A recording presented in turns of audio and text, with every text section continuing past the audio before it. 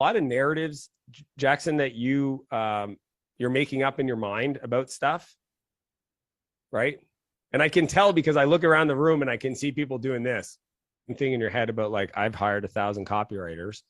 There's a lot of narratives, Jackson, that you're making up in your mind about stuff, right? And I can tell because I look around the room and I can see people doing this, like the little nod. So here's the thing is, this is what I would do if you were a client. I would literally do a breakout session with 3 other people that know you well. And I'd have everybody do what's called the strength and weakness feedback cycle.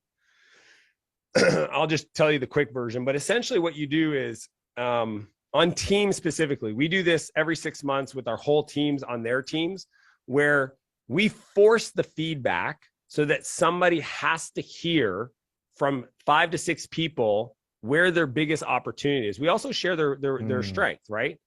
But imagine if like you did this with your team or with people you trusted, and 5 or 6 people in a row said the exact same thing. Now you may know that inherently, but there's nothing like them explaining it and the impact it's having on their work to create a sense of urgency for you to try to work on it. But I think you have some beliefs around people. I don't know if it's a trust thing or you think that there's like this rarity of great people, right? But whatever it is, if you actually like overcame that could be your biggest source of growth. And it's actually not a business model problem. It's a people belief problem. Well, and it's Gary Vee said it well. He said he's not allowed in his HR department because he sees the potential in everybody. And so the companies, they hire too willingly. I've done that for many, many, many years. And not that I've been well served by that too. I've met a lot of great people, and I know I need to be a little bit more responsible about how I do it. So I'm trying to take a step back and be like, wait a second, I need to ask Dan, I need to ask Nicholas, I need to get some insight here. Well, one of the easiest way to step back is just hire a contract recruiter and get out of it. Yep. Like the fact that you said I posted something, that tells me you're still in it.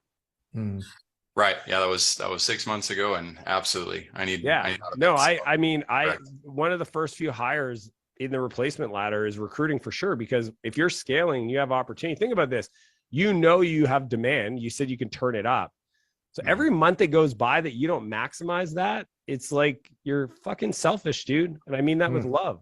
I know what you mean. Because I know how much you care about getting people results. Like I can feel it. I can see it. So like there's a world out there of people that have pain that obviously know about you because you said you can turn it up, that you can solve the problem because I can tell you care, which is a rare thing in business. And every month that goes by that you're not maximizing, that is a selfish thing because you're not working hard enough on yourself to move fast enough to get through this. Hey, man. Nailed it, dude. Thank you. Really what resonated the most with you? Like what one thing are you going to commit to me you're going to take action on? The biggest thing is that you said recruiter, Nicholas said recruiter, and Anthony said recruiter. And that verification process matters to me. So I've already made a couple of appointments with recruiting firms because we need to move that forward. So thank you, Dan. Cool. Awesome. There's a great book called Hiring on Purpose by Max Hansen. He's a friend of mine. Highly recommend it. It's the Bible. It's what I use. Great. That might help.